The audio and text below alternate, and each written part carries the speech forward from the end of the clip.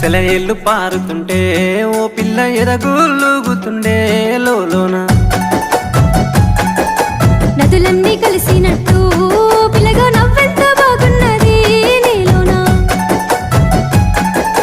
గాజుల సప్పులు గలుగల్లు మోగంగా గజ్జెల పట్టీలు గంతేసి ఆడంగా వరిగడ్డి మోపు ఎత్తి ఓ పిల్ల వయ్యారి నడుము పవే ఈ వేళ